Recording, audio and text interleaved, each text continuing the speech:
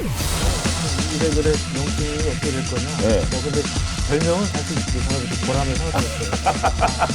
자, 밀리터리 사이언스의 신비한 만남 본게임 오늘도 본내용으로 곧장 진격해보도록 하겠습니다. 안녕하세요. 저희는 본게임의 MS입니다. 오늘의 주제 무엇일지 영상을 통해서 먼저 확인하겠습니다.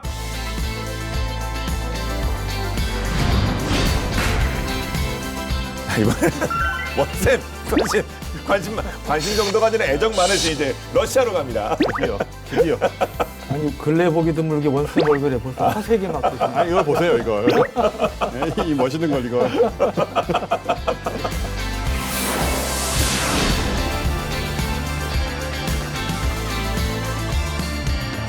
자, 오늘의 주제는 F-35 이기는 수호이 57 이렇게 웰컴 투 러시아. 자, 수호이가 되겠고요. 뭐 지난해 연말부터 계속 이런저런 소식들이 이제 들려오기 시작했는데 수호이 57 이제 볼 수 있는 겁니까 진짜? 올해 초였죠. 사실 예. 지난 2월에 이 수호이 57 그냥 비행하는 게 아니고 만드는 생산 라인 공장이 공개가 돼서 화제가 됐어요. 아, 우리 본 게임 우리 그 사천 광고 같은 그런 게 나왔군요. 예. 근데 사실 우리나라도 그렇고 미국도 그렇고 어느 나라든지 최신鋭기, 더구나 최신鋭기 생산 라인은 웬만해서 공개를 안 합니다. 예. 그리고 들어가더라도 우리도 전에 우리 KF 이제 21이죠. 21 라인 그 얼마나 제약이 많았어요. 온통보다 예, 다 이해하시는데 우리 팬분들도 어쩔 뿌옇게 수 없이 처리하고 네, 그랬는데 그렇죠, 네. 근데 여기 영상에 보면 이런 걸 다 이 보여줬어요? 영상인데 이거는 아주 세부적인 모습들이 나타나 있지 않습니까? 예. 저를 불러야죠. 오, 아 이게 러시아의 팩입니까? 아니 이거 우리 안 가리죠? 자신 있는 거죠, 이제. 아, 아니 뭐 보면 니네가 따라할 수 있어 이런 그 기백일까요? 그럼요. 뭐 기술력이라든가 뭐 모든 게 앞서 있으니까.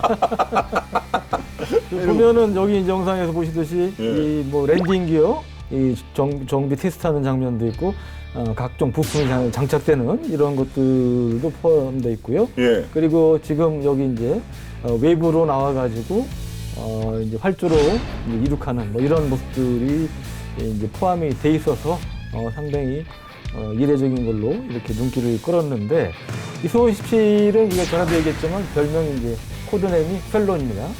그리고 2002년부터 본격 개발이 착수했으니까 거의 20년 전에 이제 개발이 착수된 거고 네. F-22는 사실 이제 90년대부터 나왔잖아요. 그래서 러시아가 이제 절치부심한 거죠.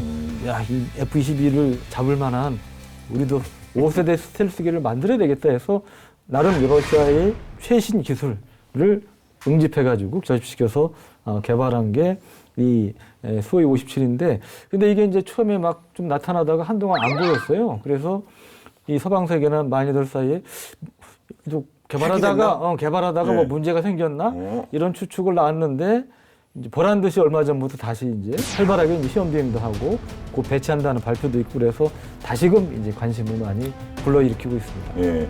최근에 뭐 35, 뭐 F-15, EX 계속 미국 쪽 얘기만 해서 많이 답답해졌을 것 같은데 드디어 이제 그때가 왔습니다. 바로 오늘이에요. 네, 뭐 과장 좀 보태서 평생 기다려온 그런 쾌거다. 참고 기다린 거랍니다.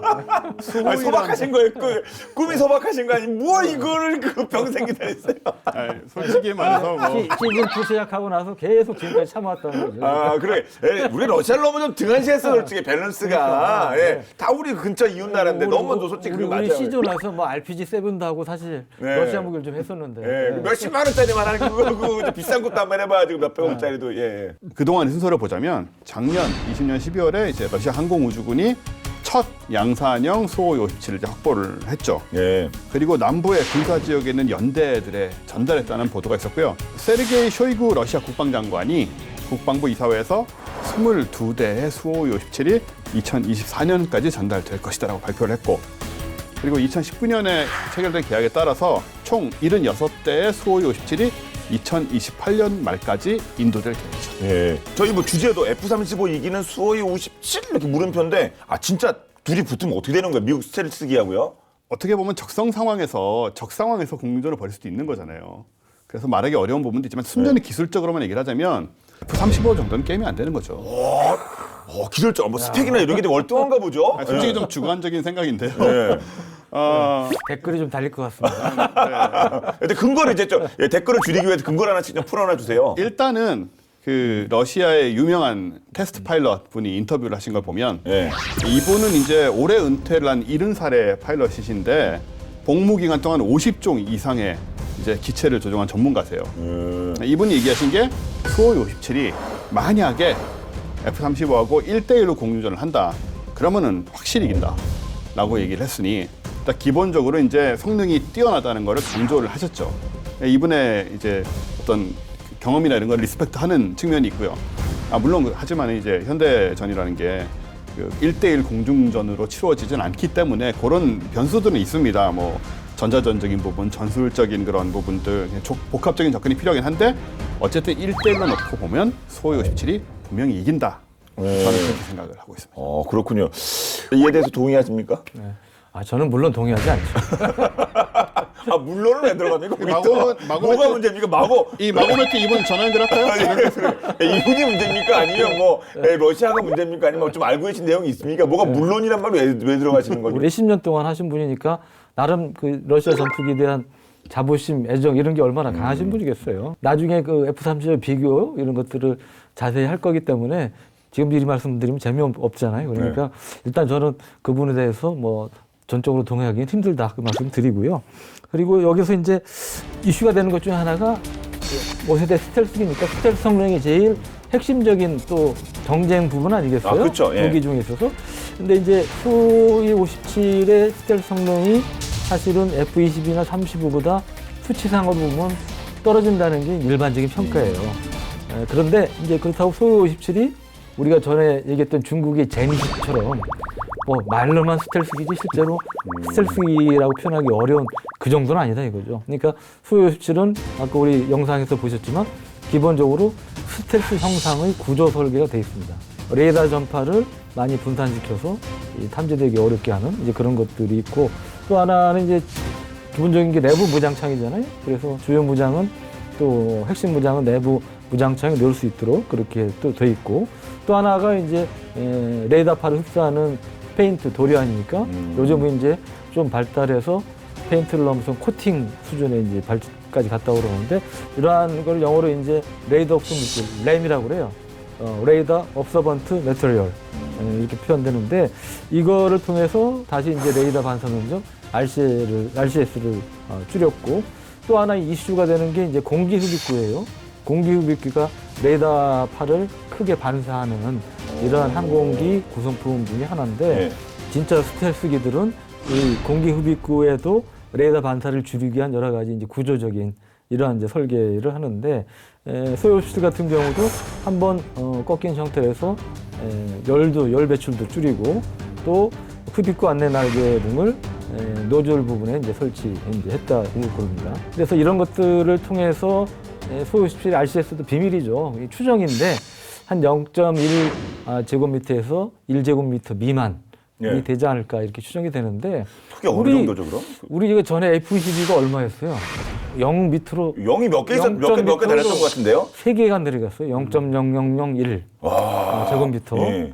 F-35는 뭐 0.001 제곱미터 정도로 이렇게 일반적으로 알려져 있는데, 그거보다는 그러니까 소요17이 좀 높다는 거죠, RCS가. 전반적으로 이 스텔스 성능은 미국의 F-22나 35보다 좀 떨어지지만, 기본적으로 5세대 스텔스기의 기본 요건은 어느 정도 갖추고 있다고 저도 말씀을 드리고 싶습니다.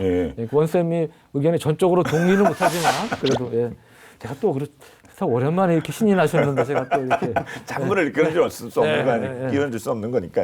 지금 말씀하시는 걸 좀 전에 끊으려고 하다가 몇 번인가 많이 참으셨어요. 그리고 지금 말씀하시는 거 보면 뭐 양보해준다 이렇게 뭐 이렇게 얘기하시는 것 같은데, 중요한 부분은 뭐냐면 미국하고 러시아하고 이 스텔스 관련된 전략 자체가 다르다는 거죠. 러시아의 그 유명 매체 러시아 포커스, 미국과 러시아의 공중전 철학, 요거의 차이를 짚은 적이 있습니다.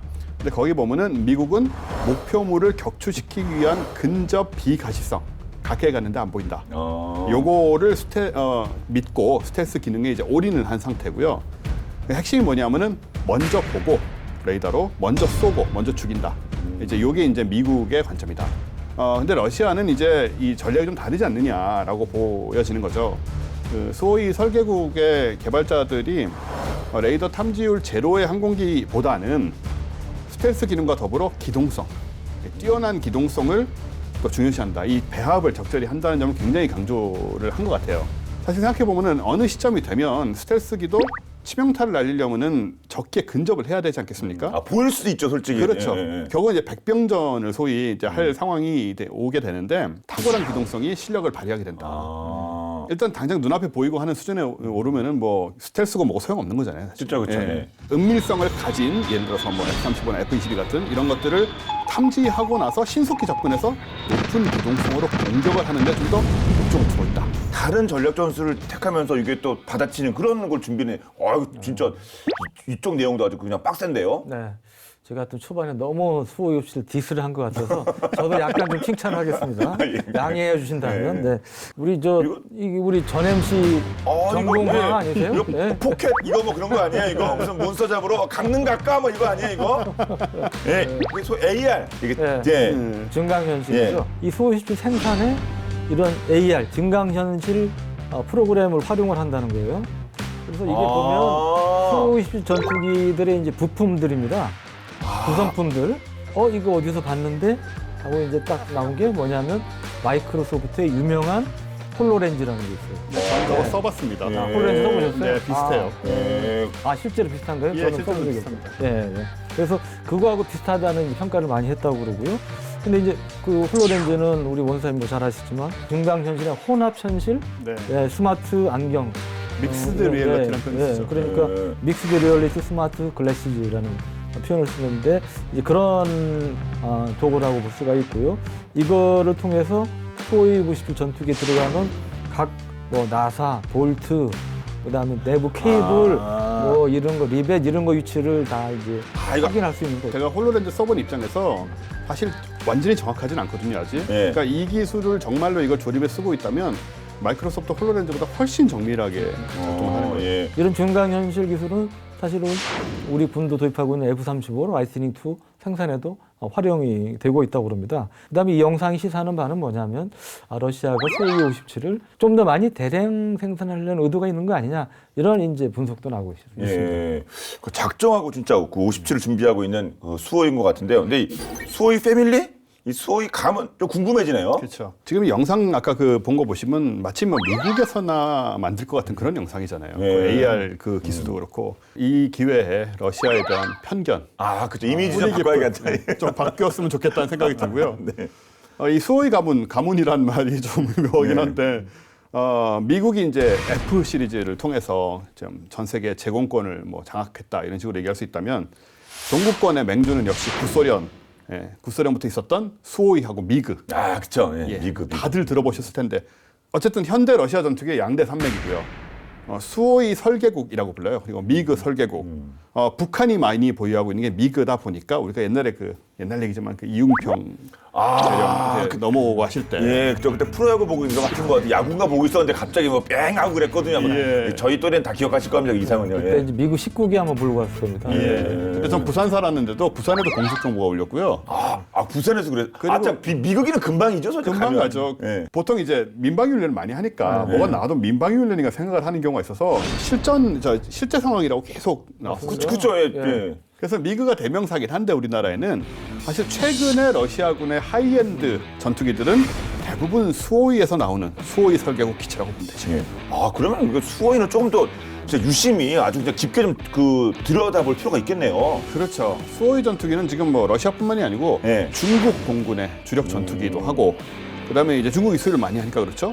그리고 베트남, 인도네시아에서도 수호이를 다수 수입을 하고 있고요.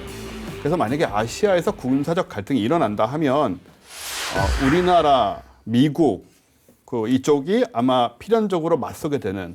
그래서 앞에 제가 얘기 드릴 때 수호이 57이 무조건 이긴다고 말하는 게 조금 부담스러운 게 이제 이런 정치적인 부분이 있기 때문에 기술적으로는 이길지 몰라도 그래서 필연적으로 사실은 우리랑 좀 맞서게 될 가능성이 높은 기체죠. 그렇군요. 그럼 수호이 이 회사라고 해야 될까요? 수호이 패밀리가 언제쯤부터 이게 시작된 곳이죠? 이게 수호이 설계군이 이제 1920년대 태동을 시작했고요. 20년이요? 정식으로 설립된 건 1938년 12월입니다. 당연히 이제 2차 대전 중에 여러 가지 비행기들을 만들었는데 소위가 당시 최초의 제트 전투기인 수호이 9를 만들었는데 이게 이제 하필 독일의 메사추미트 262하고 비슷했던 모양이에요. 스탈린이 이제 그걸 보고 어째 이런 일을 해가지고 완전히 찍힌 거예요. 그러게요. 이거 봐라. 전쟁 그래가지고 중인데. 그래가지고 그 완전히 미운 털이 박혀서 길을 못 피고 그 뒤에 이제 수호이 15도 만들었는데 이게 또 추락하고 1949년에 수호이 설계국이 아예 폐쇄가 되는 예. 이제 그러한 이제 상황이 벌어졌는데. 그게 완전 예. 묻힌 건데요. 그러니까 예, 이제 예. 관뚜껑에 들어갔는데요. 제가 근데 보니까. 이제 다행히 1953년에 스탈린이 사망하면서 예. 이제 수호이가 다시 살아납니다. 이제 공백 기가 있었잖아요. 49년부터 53년까지 4년간의 공백 기간 중에 또 이제 열심히 내부적으로 연구를 한 거죠. 그때 이제 나왔던 게 미그는 미그 21. 그 북한도 많이 보유하고 있는 그 한때 F4의 팬텀의 라이벌로 알려졌던 그런 미그 21인데 이게 사실 제트 전투기로는 가장 많이 생산된 이제 그런 이제 전투기이긴 네. 한데요. 근데 이제 그때 우리 이제 공격기로는 수호이 7이 세븐이 이제 채택이 됩니다. 수호이 설계국이 설립된 후에 15년 만에 이제 드디어 처음으로 이제 빛을 이제 발한 거고요. 그 뒤에 이제 좀 풀리기 시작한 거예요. 그래서 수호이 15, 17, 그다음에 24, 25 뭐 이런 것들 쭉 이제 소련군에서 채택을 하는데 이 특징을 보면 미그는 주로 이제 전투기 아닙니까? 근데 지금 제가 말씀드린 15, 17 특히 25 같은 경우 이 지상 공격을 겸한 폭격을 겸한 이 전폭기 기능이 강하고요.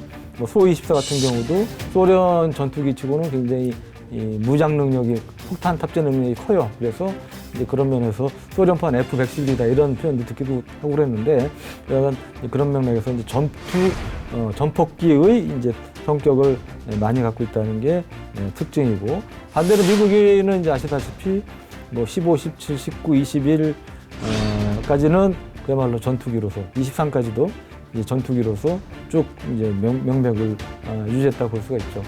수호이 같은 경우 보면은 계속 또 이제 숫자 늘어나면서 진화했는데 전투기는 12종, 폭격기는 11종, 그리고 수송기는 5종 이렇게 다양한 항공기를 개발해서 실전 배치를 했다고 합니다. 예.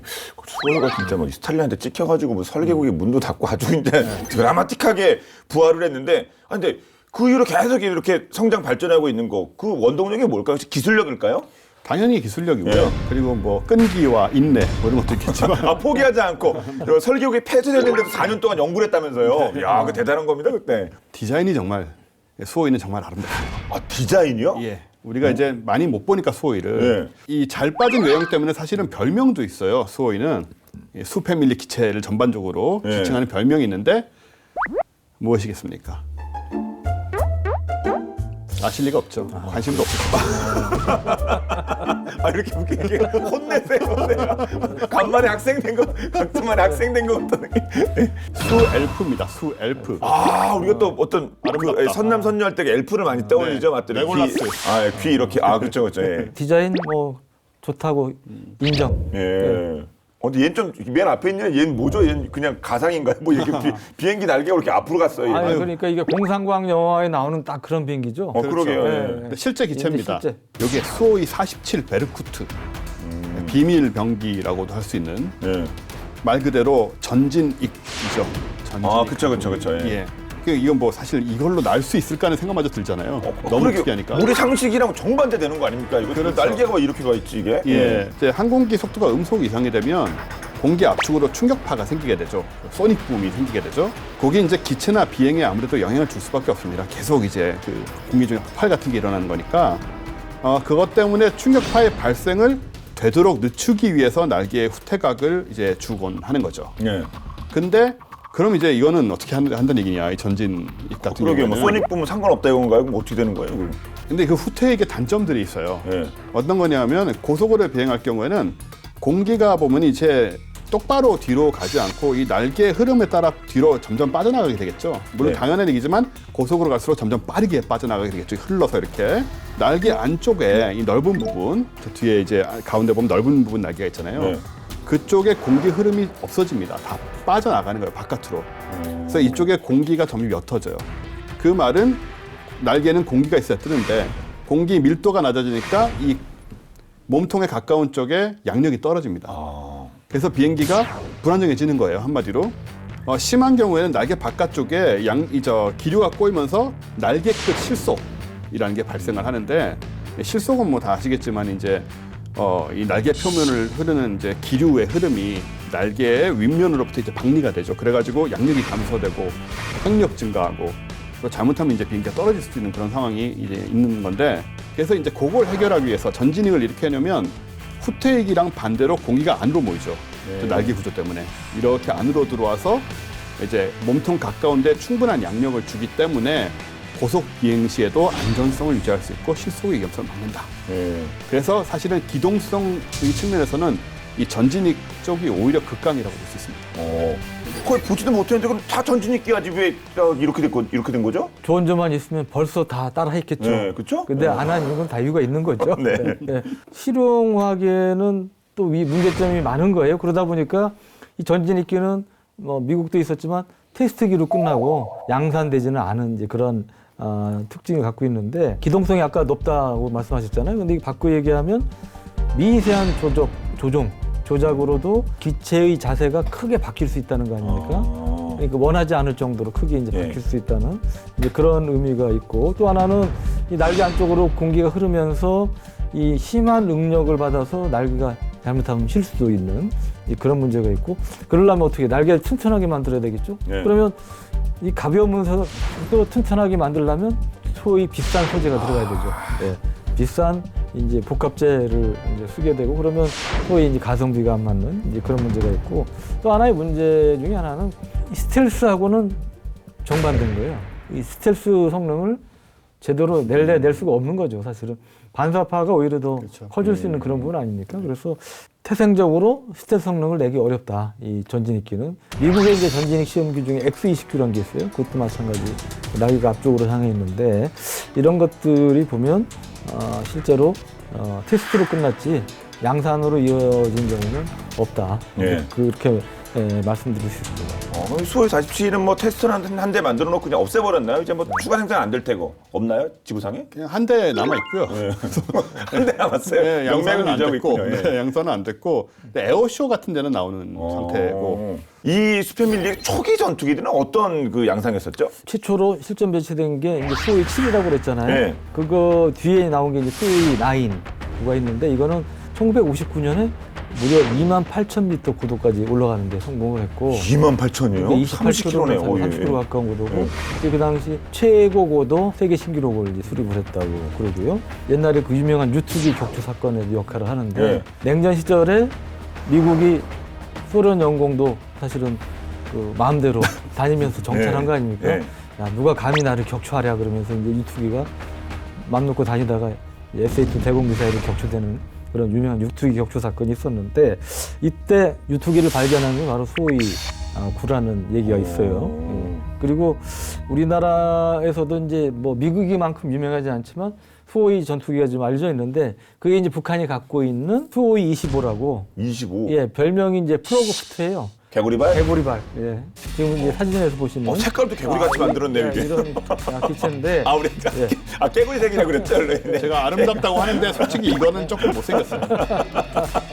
기본적으로 날렵하게 생기지 않았잖아요. 이게 전투기예요, 이게? 그러니까 전투기가 아니고 미국의 A-10기 비슷한 겁니다. 대지 공격기, 지상 공격을 주임무로 하고요. 이 폭탄 미사일 달 수 있는 파일런들이 한쪽에 4개씩 8개가 보이시죠? 그러니까 상당히 많은 이 폭탄과 미사일을 달 수 있는 이제 그런 거고, 지상 가까이 날면서 목표물을 타격을 해야 되니까 대공포나 아니면 휴대용 대공 미사일, 우리 전에 다뤘던 맨패즈 같은 거 요도 맞을 가능성이 크지 않습니까? 그래서 이 소위 방탄, 이 내탄성이 이제 굉장히 강한데, 웬만한 휴대용 맨패즈 한 발 맞아도 바로 추락이 안 된다, 이런 설이 있을 정도로 강합니다. 물론 격추는 될 수 있죠. 미사일 맞으면 격추는 되겠지만, 상당히 이제 그런 면에서 이 방탄 내탄 능력이 뛰어난 이제 그런 게 장점이고요. 체코, 헝가리, 이라크 등지에 200대 이상이 이제 수출이 됐고, 러시아도 한 250여 대를 보유하고 있는 걸로 알려지고 있습니다. 실제로 아프간전에 이제 소련이 그 옛날 소련이 수-25를 투입을 했는데, 그때 이제 격추된 게 있었어요. 근데 그거를 보니까 무려 한 90군데 정도가 얻어맞아야 예. 이제 격추대는 될 수 있겠다 이런 이제 판단을 했다고 그러는데 보통은 일반 전투기 같으면 이제 한 15에서 20군데 정도 피격되면 이제 격추되는 경우가 많은데 그거에 비해서 보면 이게 한 뭐 4배 이상 정도의 상당한 내탄 능력을 갖고 있다고 볼 수가 있고 수-25의 생존성이 뛰어나다는 것을 보여주는 그런 지표라고 얘기들을 많이 합니다. 에어쇼에서 무슨 막 그 서커스 정도가 진짜 엄청난 무슨 고기 비행이 나왔던 것이 또 수호의 또 그 시리즈라면서요? 그건 어떤 얘기입니까? 그건 또? 그렇죠. 수패밀리 중에 수호이 27이 예. 보였던 코브라 기동. 코브라 이거 아닙니까? 예. 바짝 이게 예. 실제로 보시면 이제 왜 코브라 기동인지 알 수 있고요. 예. 우와. 네, 갑자기 번쩍 예. 들죠. 예. 예, 저게 이제 사실 멀리서 봐야지 더 티가 납니다. 우와. 아, 바람 불어서 뒤로 날아간 거 아니에요? 이거 맞바람 불어갖고 이게? 거의 그런 느낌이죠. 우와. 와, 이게 서서히 뜨는 게 아니라 저확 꺾어지네요, 이게. 꺾어지죠. 예. 이게 이제 굉장히 중요한 포인트인데 여기 이제 1989년 파리 에어쇼 때 예. 그때 당시 구소련이 수호 27을 공개하면서 시험 비행을 했는데 그때 이제 수많은 사람이 지켜보는 가운데 라이브로 코브라 기동을 한 거죠. 엄청난데 코브라 기동 이거? 그렇죠. 뭐 일반인들도 놀랐겠지만 이 관계자들은 정말 어마어마하게 놀랐을 것 같은데요. 예. 영화에 나오는 거 아닙니까, 이 정도면? 영화에 나옵니다. 탑건에도 비슷한 장면이 나오고. 아, 그런가요? 예. 예. 하나가 도망가는데 뒤에서 쫓아가요. 예. 그러다가 얘가 이제 속도를 조금씩 이제 가까워지니까 얘가 코브라 기동을 하면 거의 서버리거든요. 네. 이 앞으로 가는 측면에서는. 그러니까는 이제 그냥 아, 위치가 바뀌는구나, 위치가 앞뒤가. 바뀌어버리는 거예요. 공수가 전환되네요, 그럼요. 그러니까요. 그러니까 이제 소위 독파이트. 도그파이트 꼬리 물기가 중요하잖아요. 네. 그러니까 이제 바뀌는 거죠. 그럴 때는 굉장히 유리한 상황이 네. 되는데 이게 가능하려면 몇 가지 조건이 좀 필요합니다. 일단은 항공기의 이제 받음각 변경 속도가 굉장히 빨라야 되고요. 일시적인 실속이 일어나게 되거든요. 굉장히 불안정한 상황이잖아요, 사실은. 이제 여기에 대해서 이런 하중의 변화 이런 것도 기체가 버텨야 되고 기체도 튼튼해야 되고 그리고 이제 코브라 기동 중에도 고도를 유지해야 되기 휙 떨어지면 안 되잖아요. 그러니까 엔진 추력도 강해야 되고 그 다음에 항공기 피치 제어, 이제 피치가 이거죠. 피치 제어 그리고 받음각의 안정성도 뛰어나야 되고 또 고성능의 항공 전자 장비가 필요하죠. 이걸 뭐 사람 손으로만 할 수 있는 건 사실 아니기 때문에 네. 그래서 항공기의 비행 상태를 정밀하게 제어할 수 있는 이제 전자 장치들이 있어야 되고 당연히 물론 조종사의 조종 기술도 아주 뛰어나야 되고요. 코브라 기동이 일반에 알려진 게 이제 89년이니까 네. 그때 1990년대 초반만 해도 러시아 내에서도 이 기동을 할 수 있도록 인가를 받은 조종사 수가 손에 꼽을 정도였다. 그렇군요. 우리 당구장에서 뭐 300 이하 이거 하지 말라 그거 있잖아요. 그런 것처럼. 바로 그거죠. 와, 그거보다 만 배쯤 어려워서 그렇죠. 아, 예, 그렇지. 당시에 이제 코브라 기동을 선보였던 이제 파리 에어쇼 때 수-27이 사실은 소련의 기지에서 파리까지 중간 급이 없이 논스톱으로 또 비행을 해서 화제가 됐는데 그만큼 이제 항속거리가 길다는 걸 이제 보여준 게 되겠고요. 근데 이 수-27이 이제 어떻게 만들었냐면 이 1969년에 소련군에서 이 소위하고 미국 설계국을 대상으로 해서 선진 전선 전투기 그 PFA라고 그러는데 차세대 장거리 요격 전투기를 개발해달라 이렇게 이제 요구를 합니다. 그래서 이를 계기로 해서 채택된 게 바로 수호이 27인데 이 수호이 27은 미국의 F-15의 카운터파트다, 맞상대다 이런 이제 평가를 이제 많이 이제 받았는데요. 동체하고 날개 부분이 모호한 이제 블렌디드 윙 바디 형태를 갖고 있고 또 강력한 추력을 가진 엔진, 그다음에 그 당시로는 상당히 발전된 그런 항공 전자 장비를 갖추고 있어서 그때 이제 냉전 시절에 보면 미국이 그 소련의 전투기 중에 제일 신경 썼던 거 1번이 수-27이었습니다. 쟤는 진짜 우리 F-15의 맞상대가 될 수 있겠구나. 이제 그렇게 한때 이제 평가를 했는데 물론 뭐 뒤에는 F-15가 좀 더 낫다 이렇게 이제 바뀌긴 했습니다만. 근데 이제 요거로 끝나지 않고 계속 업그레이드를 했어요. 수-27도 F-15가 업그레이드 했듯이 최신형이 이제 수-27 SM이라는 게 있는데 그거를 지금 192여 대가량 운용을 하고 있다고 그러고 수호 27이 이제 나토의 코드네임은 플랭커거든요. 플랭커인데 공격수인가 뭐 그렇지 않아요? 예, 그 플랭커 시리즈가 이제 쭉 이제 수 패밀리에 있죠. 예. 57은 뭐 펠론? 펠론. 그리고 프로그 개구리발. 네, 플로그. 프로그부터. 예. 그 중에 이제 흥미로운 게 수호이 34. 34. 수호이 33은 수호이 27하고 전혀 달라야 될 것 같잖아요. 그렇죠. 그 윗급이 또 신제품 아닐 거 아닙니까? 근데 사실은 수호이 34가 이제 전폭기인데 아. 이게 수호이 27의 파생형입니다. 완전히 다른 기종이 아니고 예. 요건 이제 나스토 코드명은 풀백인데 또 F네요. 예, 우리 뭐 축구에서 풀백이라고 하는 또 수비수. 아, 그 뜻이에요. 그런 개념이겠죠. 아, 플랭크, 풀백. 아, 그러네요. 예. 미국으로 치면 이제 F-15E 스트라이크 이글 역할을 하는 건데 지금 보시는 이건데 카나다 보조날개. 아, 이거. 예, 저게 이제 없죠 원래는. 근데 저게 이제 생겼고. 그리고 장거리 비행을 하기 위해서 전투 폭격기다 보니까 이제 기체 크기도 좀 키워졌고요. 가장 흥미로운 것은 이제 좌석이 양옆으로 돼 있어요. 사진에 나오네요. 이거 무슨 여객기처럼. 그렇죠. 전투기는 굉장히 드문 경우죠. 보통 앞뒤로 이렇게 앉지 않습니까? 근데 네. 야란히 앉네요. 비행기가 그만큼 크다는 얘기도 크다는 해요. 거죠. 콕핏이 위로 열리지가 않아요. 이 보시면 콕핏이 이제 나눠주는 부분이 좀 없는 것 같은 느낌이 드는 어디로 들어가죠? 밑으로 들어갑니다. 밑으로. 그러니까 앞에 랜딩 기어 뒤에 달린 사다리를 타고 올라가서 탑승을 하게 돼 있어요. 날개에 각각 4개씩 그리고 하단에 4개의 또 하드 포인트가 있어서 총 12개의 하드 포인트에 8톤 무장을 장착할 수가 있어서 지상 타격 폭탄 미사일은 물론이고 공대공 대함 미사일까지 전부 장착을 할 수가 있고 그리고 이제 수호이 34에 장착된 레이더는 250km 내에 있는 목표물을 탐지를 할 수 있어서 말 그대로 육해, 공 가릴 것 없이 다 공격할 수 있는 그런 기종입니다. 예. 그럼 이게 소위 플랭커 패밀리 그 라인에서 뭐 얘가 그래서 뭐 최고급 이렇게 뭐 봐야 되는 건가요? 34가? 아, 그렇지 않습니다. 그 뒤에 나온 또 더 최신의 또 있어요? 있는데 예. 그 수호이 35가 있어요. 예. 이 수호이 35는 별명도 뭐냐? 슈퍼 플랭커. 혼의 슈퍼혼의처럼. 네, 플랭커인데 슈퍼 플랭커라는 별명을 갖고 있고 수호이 35는 그만큼 상당히 여러 나라에 탐날 정도의 그런 성능을 갖고 있고요. 가장 뛰어난 전자장비를 갖추고 있다. 이런 얘기도 나오고 있고요. 처음 나올 때 이제 무슨 그 홍보 문구가 있었냐면 당신이 각추당할 때 적기의 존재를 눈치챘다면 이거는 수호이 27이다. 근데 만약에 전혀 눈치를 못 챘다면 이거는 수호이 35다.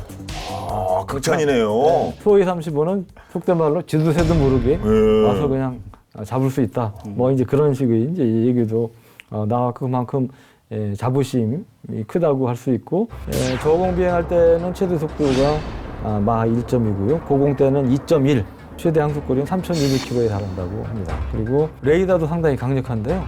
최대 400km 이내에 있는 표적을 탐지를 할 수가 있고 이 15개의 표적을 추적하면서 동시에 6개의 표적에 대해서 미사일을 발사해서 격추할 수 있는 그런 능력을 갖추고 있다고 합니다. 그리고 당연히 이제 동체의 주요 부분은 타이타늄 합금을 쓰고 있고 특수합금 등을 활용해서 이제 기체 수명도 좀 늘렸고요. 수호이 35에다가 추력 편향 노즐을 붙여가지고 수호이 37이라고 또 불렀어요. 조금 바꾼 건데 바로 숫자가 2가 올라갔죠. 그렇죠. 위에 덧붙이는 게 아니라 그렇죠. 그냥 바꿔버리죠. F-16이 F-18로 그런 식으로 바뀌진 않잖아요. 그래서 좀 의미가 다른 건데 추력 편향 노즐이라는 건 여러 번 얘기 나왔지만 이제 엔진 노즐의 방향을 변화시키거나 아니면 이제 나오는 그 추력의 방향을 변화시켜서 이제 기체 회전을 더 급격하게 바꾸는 그런 장치잖아요. 요걸 이용해서 보인 게 뭐였느냐? 쿨비트 기동이었죠. 전에 아마 얘기했던 것 같기도 한데 쿨비트? 예, 쿨비트 기동은 코브라 기동의 뭐 업그레이드 버전이나 변형 버전이라고 볼 수 있는데 쿨비트 기동은 얘가 가다가 그 자리에서 덤블링을 합니다. 우와! 거의. 원래는 이런 식으로 돌려면 돌 수는 있죠. 제트기들은 돌 수 있는데 굉장히 큰 회전 반경을 이렇게 돌아야 돼요. 근데 쿨비트 기동은 코브라 기동 상태에서 이걸 다시 뒤집는 거죠. 이야. 그러니까 어마어마하게 좁은 반경 내에서 돌 수 있습니다. 거의 하늘에서 구르기 수준 아닙니까 이게? 덤블링이라고 보시면 돼요. 그리고 이제 그 후에 이 수호이 35는 또 개량을 계속 거듭을 해서 중국하고 이집트에 수출이 됐고 러시아공은 또한 잘 사용하고 있고요. 이런 뛰어난 전투 능력, 기동성을 고려했을 때는 스텔스기인 수호이 57이 도입된 후에도 수호이 35는 상당 기간 동안 잘 쓰일 거라고 생각이 되죠. 네.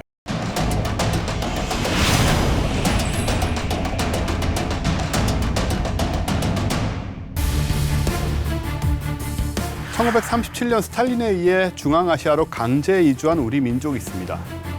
그들은 황무지에 내팽개쳐졌고 그곳에서 굶주림과 궁핍 그리고 죽음과 싸워야 했습니다. 새로운 정착지의 생활은 막막했지만 그들은 고단했던 삶을 희망으로 극복했고 낯선 땅에서 새로운 행로를 개척하기 시작했습니다. 이들을 가리켜 러시아인들은 한국의 한국적인이라는 뜻의 러시아어로 카레이스키라고 불렀는데요. 소수였지만 우리 민족답게 위대한 문명을 이뤄내며 정치, 경제, 문화예술, 학술 등 다양한 방면에서 뛰어난 재능을 증명해냈습니다. 그중에는 러시아의 주력 전투기이자 첨단 과학의 상징 수호이를 조종하는 최고의 탑건도 있었는데요. 자랑스러운 한인 3세 최올레그 씨가 바로 그 주인공입니다. 수호이 패밀리와 역사를 함께한 전투기 조종사 최올레그 씨의 파란만장한 인생사를 소개합니다.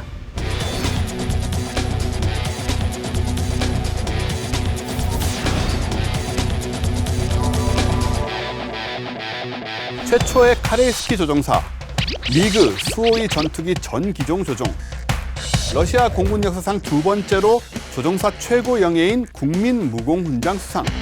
이 모든 타이틀을 거머쥔 사람이 바로 러시아 최고의 탑건이자 자랑스러운 한민족 최올레그 씨인데요.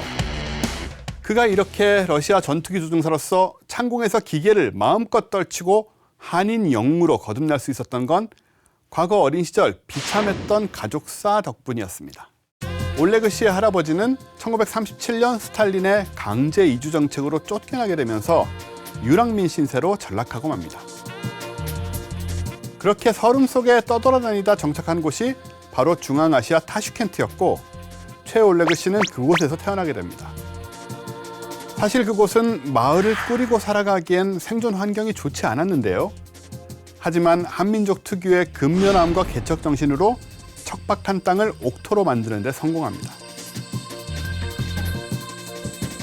그러던 중 켄산 산맥에서 흘러나온 물줄기가 제방을 뚫고 논으로 유입되는 작은 사고가 발생했는데요. 이에 놀란 마을 사람들은 소중한 별을 지키기 위해 한밤중에도 불구 모두 뛰쳐나와 제방을 쌓기 시작했습니다. 부모님과 함께 논 가장자리에 서서 제방을 쌓던 그때 비행기 한 대가 굉음을 내며 올레그 씨의 머리 위를 지나갔는데요. 그 순간 이건 하늘에 계시다. 그렇게 올레그 씨는 조종사의 꿈을 키우게 되었습니다. 당시 조종사는 러시아에서 최고의 선망 직종 중 하나였는데요. 그만큼 경쟁이 어마무시했죠. 하지만 끈질긴 집념으로 우크라이나 체르니코프스키 비행 군사학교에 입학, 임관과 함께 꿈에 그리던 전투기 조종사가 됩니다. 올레그 씨가 조종사가 되지 않았다면 러시아 공군기에는 엄청난 지각 변동이 일어났을 것이다 라고 말할 수 있을 만큼 그의 업적은 정말 놀라웠는데요. 마치 조종사가 되기에 태어난 사람처럼 올레그 씨는 첫 임무에서부터 엄청난 활약을 펼쳤습니다. 이스라엘 이집트 전쟁 당시 미그 21을 몰고 위풍당당하게 출격, 실전으로 검증받은 냉전시대의 싸움꾼, 미라주 전투기를 손쉽게 격파하며 뛰어난 능력을 검증받는가 하면 아프가니스탄 전쟁에서는 수호이 25에 미사일을 장착하고 적 진지를 폭격하는 등 임무를 완벽하게 수행하며 동료 조종사들의 선망의 대상이 됩니다. 그러던 어느 날 올레그 씨의 업적에 정점을 찍는 일이 일어납니다. 1996년 수호이 35를 타고 시험 비행을 하던 도중 기체 이상이 발견됐고 이에 관제탑은 기체를 버리고 탈출하라고 지시했지만 올레그 씨는 그 명령을 받아들이지 않았는데요. 사실 그는 과거에 기체 이상으로 수호이 27을 버리고 탈출한 전적이 있었습니다. 그날 이후로 자신의 팔 하나, 다리 하나가 떨어져 나간 듯한 아픔 때문에 몇 달간 잠도 제대로 이루지 못했다고 합니다. 그래서 다시는 전투기를 버리지 않겠다고 결심한 것이었죠. 목숨을 위협받는 상황이었지만 과거의 기억을 떠올리며 침착하게 수호이 35의 조종을 이어나간 올레그 씨. 모두의 예상과 달리 무사히 착륙하는 데 성공했고 그 공로를 인정받아 공군조종사라는 두 번째로 러시아 최고 무공훈장을 받게 됩니다. 전투기 조종사로만 두기에 너무 아까웠던 그들은 올레그 씨에게 우주 비행사가 될 것을 권유했지만 우주선은 우주 비행사에게 비행 기술을 필요로 하지 않아서 허수아비 같은 존재가 될 뿐이라면서 거부했다고 하는데요. 만약 제안을 받아들였다면 우주를 밟은 최초의 한인이 됐을지도 모르죠. 아무튼 36년간 러시아 전투기 역사의 산 증인이었던 그는 출격 횟수 6,600여 회, 비행시간 5,000여 시간을 기록하며 군 생활을 마칩니다. 그리고 수호이 설계국 테스트 파일럿으로 제2의 인생을 시작하게 되었는데요. 이것 또한 하늘의 계시였을까요? 1996년 서울 국제 에어쇼에 러시아가 참가하면서 한국에 오게 된 것이었죠. 창공을 나는 꿈을 이룬 그였지만 가슴 한켠은 늘 허전했는데요. 할아버지의 못다한 꿈, 잃어버린 조국을 찾고 싶다는 염원 때문이었습니다. Но практически мы здесь будем демонстрировать не предельную возможность, но максимальную возможность этого самолета. 그는 타슈켄트 이주 60년 1937에서 1997이라고 한글로 써인 티셔츠를 입고 뿌리를 찾으러 왔습니다. 저는 강릉 최 씨입니다. 라고 본인 역시 자랑스러운 우리 민족임을 고국의 땅에서 외쳤다고 합니다. 한민족의 강인한 정신력과 집념으로 러시아 최고의 탑건이자 영원한 파일럿으로 살았던 최올레그 씨. 척박한 땅에서도 포기하지 않고 그 꿈을 이뤄낸 그가 너무나도 자랑스럽습니다.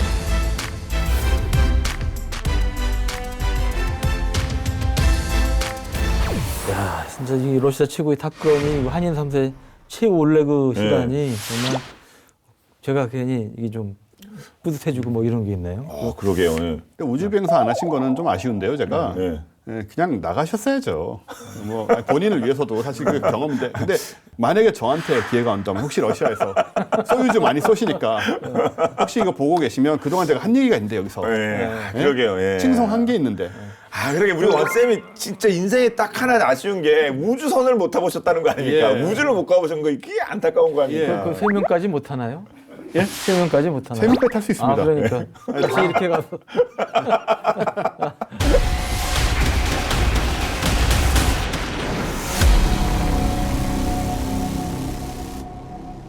수호이 57 얘기해야겠죠? 그리고 뭐 눈에 띄는 근황이 최근 근황이 또 있습니까?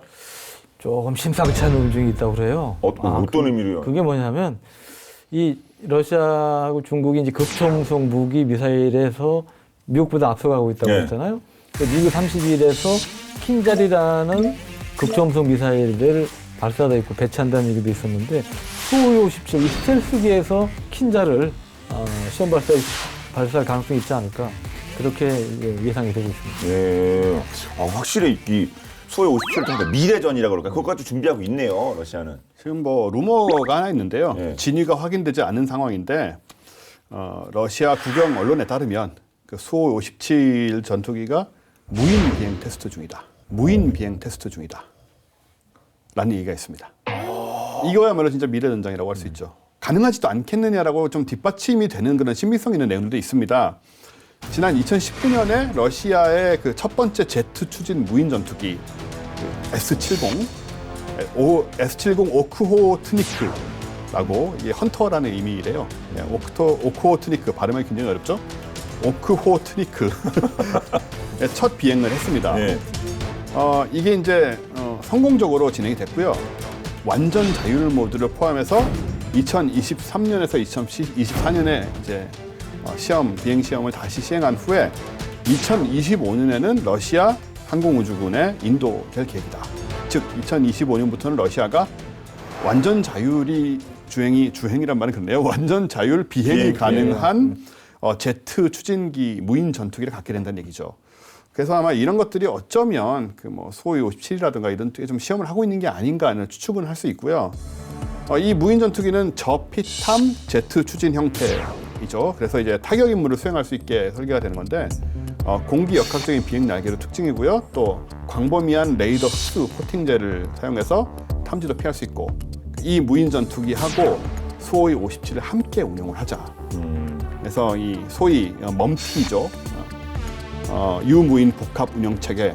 그래서 조종사가 탑승한 유인기하고 조종사가 없는 무인기가 한 팀이 돼서 임무를 수행하는 전략이니까 앞으로 이제 수호이 57의 실천 배치 후에 더 새롭고 좀 놀라운 모습들이 보이지 않겠느냐 관련해서 이렇게 생각이 되죠. 네. 러시아의 명품 가문 스페밀리에 대해서 낱낱이 오늘 살펴봤는데요. 두 분들 한 말씀씩 끝으로 부탁드리겠습니다. 정말 이 스텔스기와 스텔스기 간의 이 공중전이 벌어진다면 어떤 상황이 될까. 근데 이게 정말 가상의 영화 속에서나 벌어질 수 있는 일이 아니고 실제로 만약에 우발적이라도 충돌이 벌어지면 뭐 미국이라든지 중국, 미국과 러시아 간의 이 스텔스, 일본도 이제 F-35 도입하고 있지 않습니까? 그래서 이러한 이제 공중전이 벌어질 수도 있는 이제 그런 이제 상황이기 때문에 이제 그런 것들도 우리가 좀 염두에 두고 우리 군도 이 전력 증강할 때 좀 연구와 고민을 많이 해야 될 것 같습니다.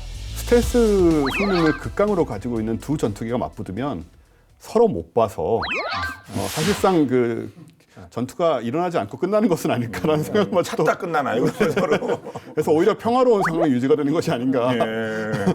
그런 생각도 가끔 해봤어요. 아, 그러게요. 하여튼 네. 뭐. 근데 기체만 갖고 얘기를 하자면 네. 어쨌든 이제 수호이 57은 이제 잠재적 수출 대상국이 중국하고 동구권 국가, 뭐 개발도상국 위주가 될 텐데, 그래서 이제 중국의 제20하고 또 해외 시장에서 경쟁이 치열해 보이죠. 근데 이제 가격을 생각해 보면은 이게 수호이 57은 대당 가격이 5천만 달러니까 한 600억 정도. 예. F-22에 비하면 4분의 1입니다. 그러게요. 5천만 달러면 많이 싼 것 같은데요. 그 급에서는. 그렇죠. 예. 싸죠. 근데 중국의 제20 아직 좀 말이 많긴 하지만 제20하고 붙으면은 이제 싼 건 아니죠. 그리고 아직 기체 성능이 검증이 안 돼 있잖아요. 그런 걸 좀 생각해 보고 또 F-35에 비해서 양산성이 낮을 것으로 보이고 그래서 이제 여러 가지 약점이 있습니다. 근데 그런 점을 좀 어떻게 극복해 가느냐가 우리 그 수엘프가 그 아름다운 외관을 전 세계에 자랑하게 되느냐 아니냐가 좀 결정될 것 같아요. 애정이 넘쳐. 네, 기체로 봐서. 기체로 봐서. 네. 자, 이렇게 해서 오늘 본게임 수호이 패밀리 자세히 살펴봐 봤는데요. 오늘 본게임 여기까지 하도록 하겠습니다. 저희 본게임은 국방TV 앱을 통해서 언제든지 즐기실 수가 있으니까 많은 활용 부탁드리겠습니다. 그러면 저희는 다음 주에 더욱더 화끈한 내용으로 돌아오겠습니다. 지금까지 저희는 본게임의 S였습니다. 고맙습니다. 네, 감사합니다. 네. 어릴 때 프라모델 만들 때 그때 이제 소련 때니까요. 소련 기체가 거의 없어요. 전부 뭐 미국 기체나 이런 거나 있는 거지. 그래서 미국이나 특히 수호이 쪽은 뭐 만들 데가 전혀 없었거든요. 그거를 상식적으로 그걸 만들었다고 하면 그거 좀 약간 그 당시